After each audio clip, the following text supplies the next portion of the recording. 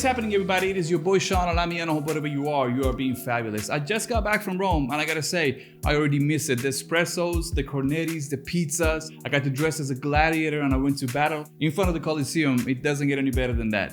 But most importantly, I met some great friends that made me feel at home while I was in Rome. So all in all, I really enjoyed Rome. So if you haven't got a chance to visit Rome already, I definitely recommend you do that. But this is not an ad to make you want to visit Rome. By watching the intro, you probably have a good idea of what this video is going to be about. We put two different kinds of drones into tests into same scenarios in Rome, a Mavic 3 and an FPV drone, and we're going to see the differences between their footage. And by doing that, we're going to find out what drone is the right drone for you and when should you use each drone. A disclaimer, I'm not going to be talking about the differences between the drones that you already know about. Like you need goggles to fly the FPV drone or other physical or technical specifications of each drone. By now, I expect almost all of you guys to know these differences, so I don't have to bore you with them, all right? Now, I wanted this comparison to be in a metropolitan city like Rome, where you have some of the world's most iconic, beautiful, and historical monuments. And I thought flying above, around, and close to these objects would be a lot more interesting as if we were just doing this in the mountains or in the nature. I know what you're thinking right now.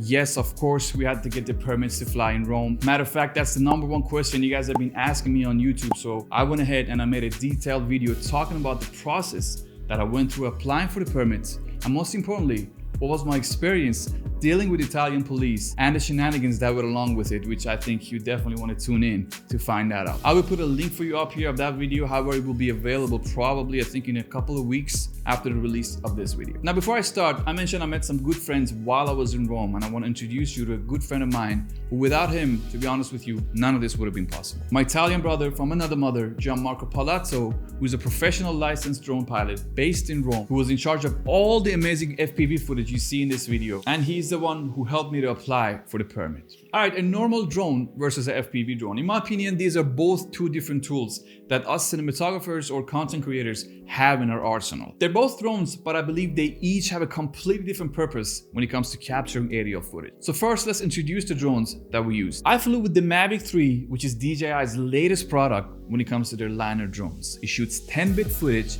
5.1K, and I've been flying with this drone for the past couple of months, and I gotta say it provides the best quality footage I've seen come out of the DJI drones, excluding the Inspire series, of course. And for the FPV drone, we are using what is called the Tank, a Cinewoop from Varnish Frames, an Italian brand who makes killer, durable FPV drones with Roman manufacturing. We specifically decided to go with a drone like this because it has protection on the propellers, so we figured it wouldn't be a bad idea to fly with some propeller protections near these places that date back to almost 2,000 years ago. Now, as a cinematographer, like I said, I use these tools to have a wider range of option when it comes to filming something. They both provide aerial footage, but the aerial footage that they each provide is completely different from one another. Wouldn't you agree? Now, what are these main differences? We're going to talk about them in this video, but please remember, let's not look at these differences as advantages or disadvantages. The first difference we're going to talk about is speed. In the art of storytelling, when you introduce a camera movement, the speed of that movement plays a huge role in your intention on what you want to say. Now, normal drone speed is usually a subtle movement, and 90% of the time it is used to create shots with slow movements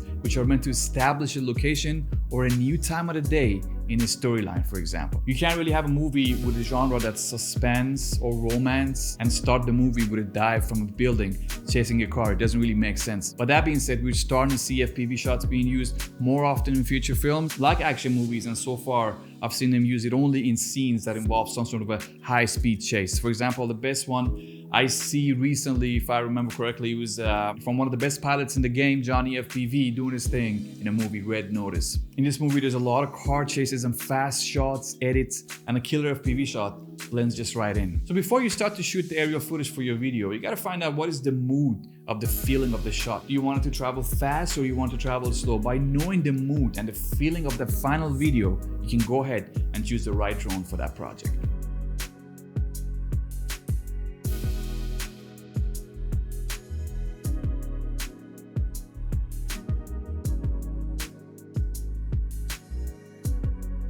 Let's talk about the second difference between the two, which is the path of flight. I'm talking about the maneuverability of each drone to be able to fly into a direction. And the Mavic 3 seems to be a lot more limited when it comes to that. It can only look down, look ahead, it orbits, flies back and forth, and up and down. And of course, you can mix and match these movements to come up with your nice creative cinematic shots, but compared to the FPV drone, it is very limited. However, for our topic, being limited doesn't necessarily mean it's a bad thing or it's a disadvantage. It really depends on what is the purpose of your shot, and I'll get to that in a minute. The FPV, on the other hand, has the ability to literally look towards any direction because of its maneuver capability. It can change its direction at any time and fly towards that direction. Now, this could be an advantage if you want to dive down from a building or an object, or graze a wall and create all these amazing perspectives that a normal drone really can't deliver. Now, this fluidity could be a disadvantage if you want to hover on a fixed spot or orbit on a perfect line without seeing the horizon on an angle. This is where I would stick to the Mavic. Now let's see how these drones differ from one another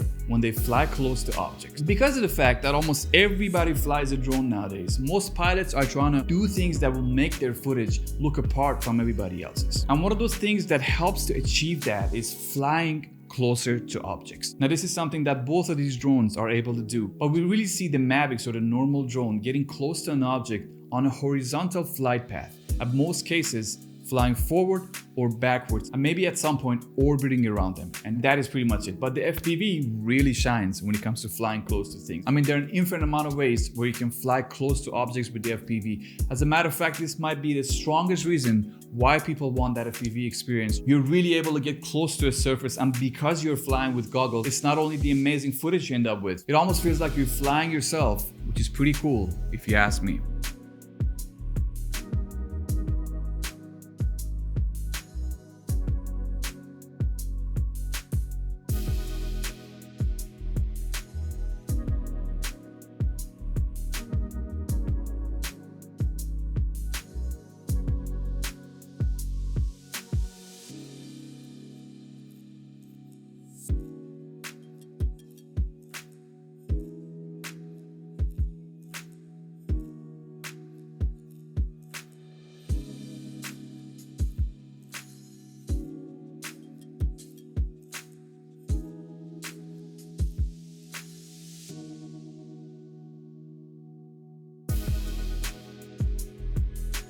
The next difference, flying through things. Now, we all know how fun it is to fly through things with our drones. And this is really where FPV wins, in my opinion. And the reason for that is, again, you can fly through things with a Mavic, but only in a straight, slow, boring line, meaning you need to line your shot up, either fly backwards or forward, or you can make it look more exciting by ramping up the speed in post. All the other elements in the shot also start moving fast, and in most cases, that's not what we really want. But with the FPV, for example, you can come from above and descend and fly through whatever you want to fly with a much faster speed than a normal drone, and your flight path could really be any shape or form you want it to be.